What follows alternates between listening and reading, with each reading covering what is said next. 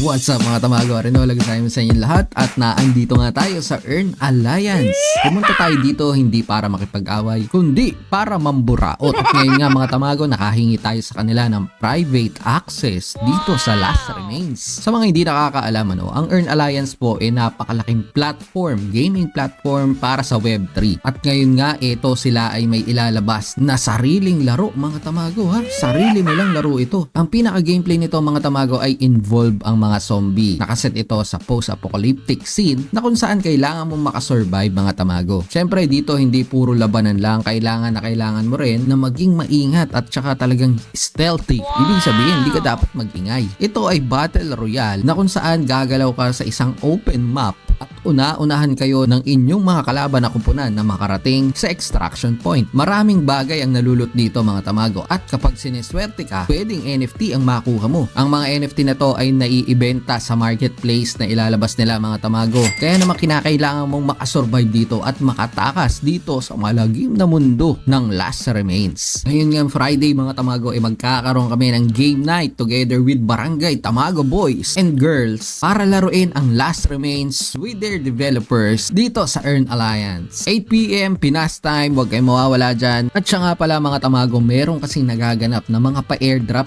dito sa Earn Alliance. May ilalabas din kasi silang token mga tamago, kaya ngayon yung unang mga pamigay na token libre po, pamigay nga Kung gaano kadami depende sa maiaambag mo dito sa kanilang gaming platform. Gamitin nyo po yung aking referral link dyan at makakakuha kayo ng 250 gold na siya namang gagamitin sa pangbukas ng mga chests na makukuha mo dito sa Earn Alliance. Actually mga tamago, hindi lang naman yung token at hindi lang yung gold ang makukuha mo rito. As you can see mga tamago, ito sa kanilang menu meron pang mga free mints. Mga partners kasi nila to na mga bigatin talaga. Nakita ko, in-explore ko yung kanilang mga laro mga tamago at masasabi ko napakaganda ng mga games na nilalabas nila dito sa Earn Alliance. Hindi po basta-basta. Imbis na bumili kayo mga tamago, ito mag-mint na lang kayo dito. Uy, naubusan na ako, sold out. 2 days remaining, mission complete pa naman ako dito. Sayang naman mga tamago, pero huwag kayong mag-alala dahil sa Meta Apes lang naman to at marami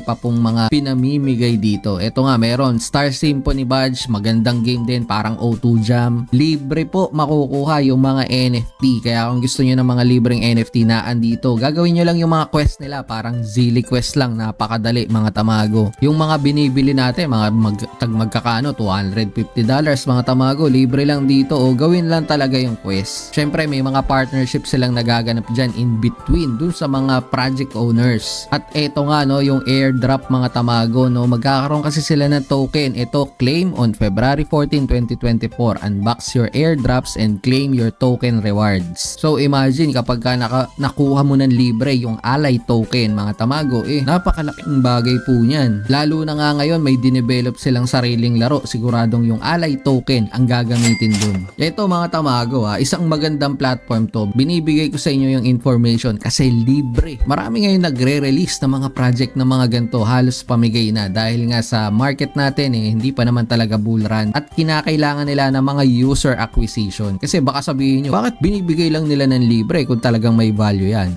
Kasi kayo po ang binavalue nun. Tayo, tao, mga user at community na kagaya natin na potential din na maging customer in the future. Kaya yung mga makakauna mga tamago, kita nyo may mga NFT na hindi ko na na-mint kasi ngayon nga lang ako naging active dito. Mas maganda i-take advantage nyo po yun at mag-register kayo. Ilalagay ko yung link dyan sa comment section natin para magka-bonus kayo ng 250 gold dito sa Earn Alliance. At yun lang sa episode na to. Ingat kayo, tamago out.